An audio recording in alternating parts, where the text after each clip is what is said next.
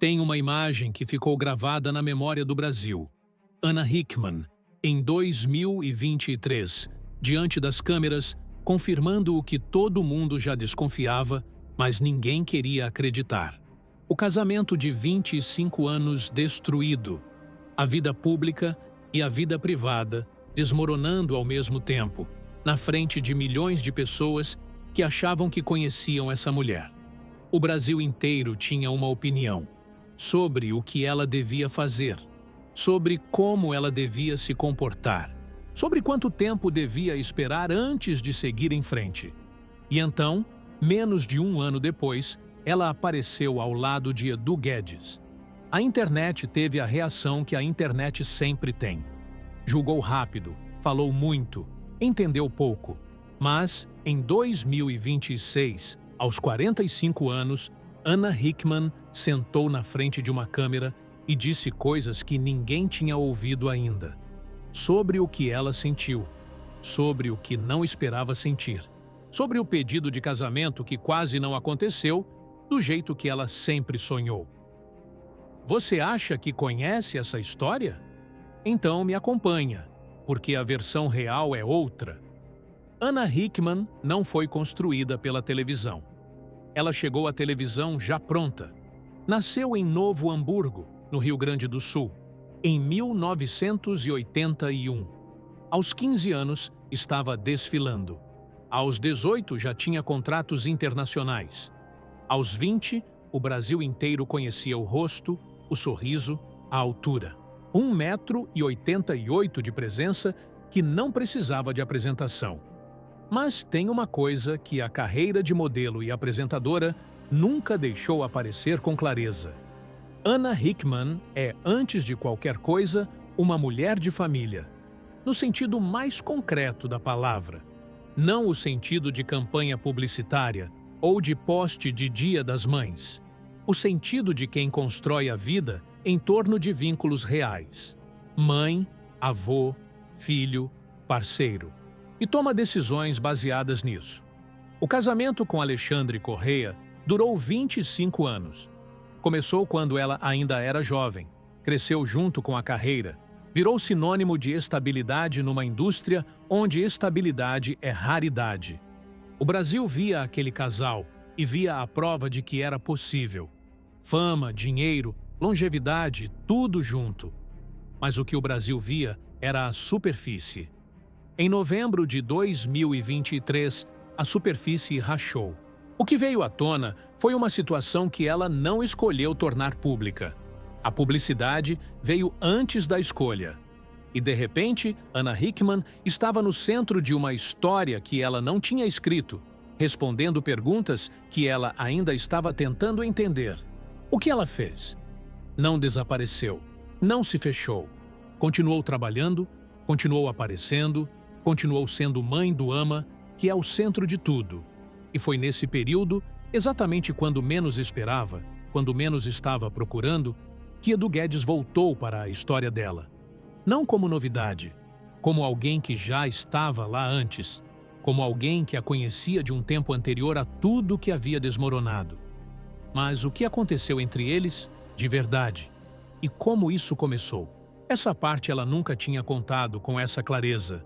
Foi em 2024. Não foi planejado. Não foi estratégico. Não foi o movimento calculado de alguém reconstruindo imagem pública depois de uma crise. Foi simplesmente duas pessoas que já se conheciam voltando a se falar. Primeiro como amigos, sem intenção, sem expectativa, sem roteiro. Edu Guedes não era um estranho na vida dela. Tinha um histórico de convivência profissional, de eventos em comum, de anos circulando no mesmo universo. Mas em 2024, quando voltaram a se encontrar, alguma coisa estava diferente.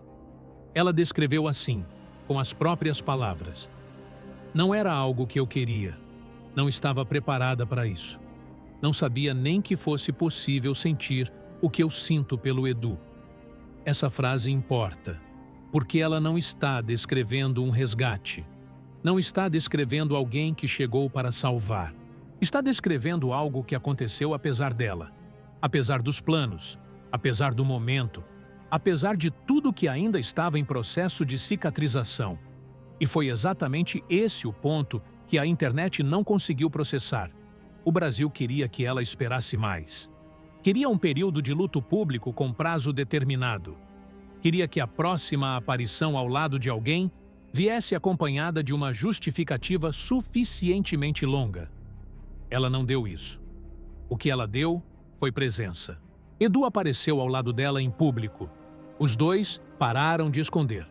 E a reação foi imediata. Julgamento, especulação, teoria, opinião de quem nunca esteve perto de nenhum dos dois. Mas por baixo de todo esse ruído, algo muito mais concreto estava acontecendo. Edu Guedes comprou uma propriedade ainda em 2024, quando começaram a namorar. Não como gesto simbólico, como decisão concreta de um homem que sabia o que queria e estava disposto a construir algo real. E foi nessa propriedade que os dois decidiram que fariam o casamento. Só que antes disso, tinha um pedido, em Portugal, numa corrida de Porsche. E esse pedido quase não aconteceu do jeito que ela sempre sonhou. Edu Guedes tinha um plano, um casamento pequeno, discreto. Os dois, os pais, Europa. Rápido, sem cerimônia, sem estrutura. Ele propôs isso em Portugal durante a temporada da Porsche Cup, no momento em que fez o pedido. Ana disse não. Não para o casamento, para o formato. E essa distinção é tudo. Ela aceitou casar, mas colocou uma condição que não era negociável. Não por capricho, não por vaidade de celebridade, mas por algo que carregava há décadas e nunca tinha conseguido realizar. Ela nunca tinha casado de noiva. Nunca tinha tido o casamento religioso. Nunca tinha vivido aquele momento específico que muitas mulheres da geração dela cresceram imaginando. No primeiro casamento, isso não aconteceu. E ela não estava disposta a abrir mão de novo. Falou assim, sem rodeio. Aceito casar, mas não desse jeito. Eu sempre tive esse sonho. E pela minha família, pela minha mãe, pelo meu avô, eu queria muito que acontecesse de uma determinada forma. Edu entendeu. E foi a partir daí que começou o que ela chamou, com uma mistura de carinho e desespero, de saga. Porque planejar um casamento quando os dois são figuras públicas, quando cada detalhe pode virar notícia, quando a propriedade onde vai acontecer ainda está sendo desenvolvida. Não é exatamente simples. Ela assumiu o controle de 100% do processo.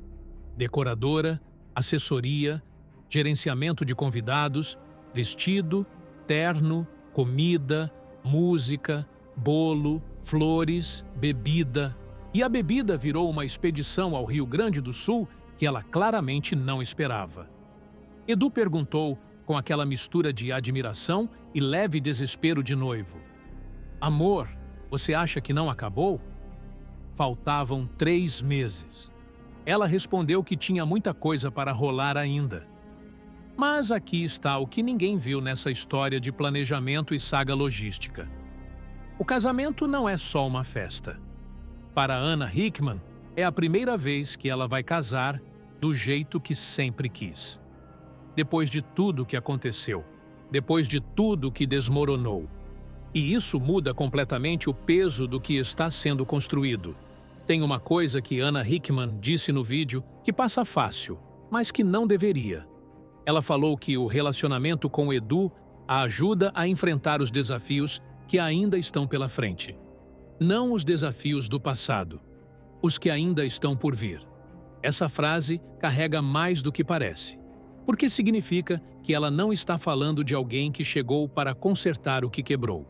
Está falando de alguém que chegou para estar ao lado do que ainda vai ser difícil. Essa é uma distinção que a maioria das pessoas que opinou sobre esse relacionamento nunca parou para considerar. O ama, o filho dela, que ela protege com uma consistência que qualquer pessoa que acompanha o trabalho dela reconhece, está no centro de tudo. Não aparece no vídeo, não precisa aparecer, mas está em cada decisão que ela descreve. em cada detalhe do casamento que ela quer do jeito certo, na presença da mãe e do avô que ela mencionou como razão para não abrir mão da cerimônia religiosa. Anna Hickman não está reconstruindo uma imagem. Está reconstruindo uma vida, com critério, com as pessoas certas nos lugares certos. E Edu Guedes entrou nessa reconstrução não como protagonista, mas como alguém que, segundo ela mesma, foi uma surpresa.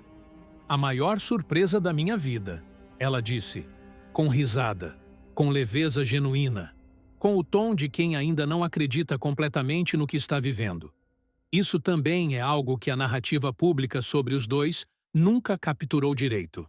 Não foi ela buscando o recomeço. Foi o recomeço aparecendo quando ela não estava olhando para ele.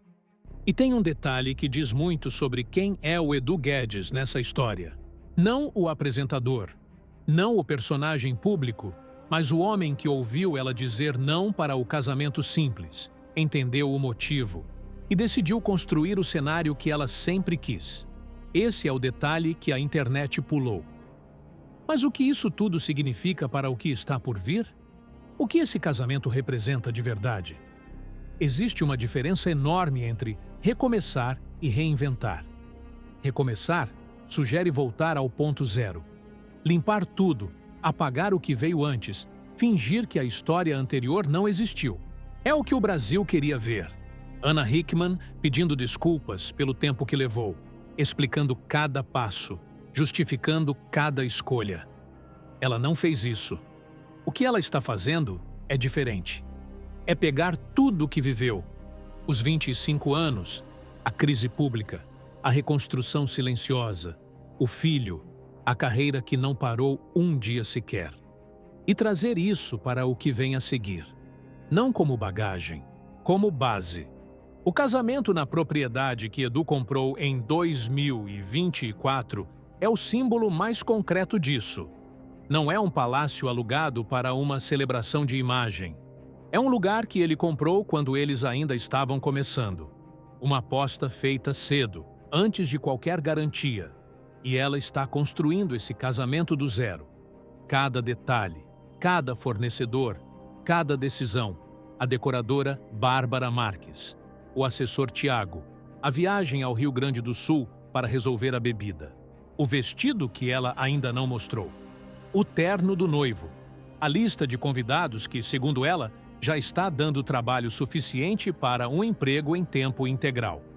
3 meses antes do casamento, falta muita coisa. Mas o que não falta é clareza sobre o que esse momento significa. Anna Hickman vai casar de noiva pela primeira vez. Com cerimônia religiosa. Com a mãe presente. Com o avô presente. Com o filho que é o centro de tudo testemunhando. Não é uma festa. É a realização de algo que ela carregou durante décadas e nunca tinha conseguido viver. E o fato de estar acontecendo agora, depois de tudo, por causa de tudo, é exatamente o que torna essa história diferente de qualquer narrativa simples de recomeço que a internet tentou contar. A maior surpresa da minha vida. Foi assim que ela descreveu o Edu Guedes. Não com dramatismo, com risada. Com aquele tom de quem ainda está processando a própria felicidade e acha isso ligeiramente absurdo. Essa é a verdade que o título promete e que o vídeo entrega. Não um escândalo, não uma revelação devastadora, não uma traição de roteiro. A verdade é mais simples e mais difícil do que qualquer coisa que a internet especulou. Uma mulher que passou por uma das crises mais públicas da televisão brasileira encontrou, sem procurar, alguém que entendeu o que ela precisava antes mesmo de ela terminar de explicar. E agora vai casar. Do jeito que sempre quis. Com as pessoas que importam. No lugar certo. Às vezes, a história real é exatamente essa. Sem vilão, sem mistério, sem segredo guardado. Só alguém que sobreviveu. E do outro lado, encontrou algo que não esperava. Se esse vídeo te fez ver essa história com outros olhos, compartilha. Deixa o like e se inscreve. Toda semana tem uma história real que vale mais do que o que as manchetes contam.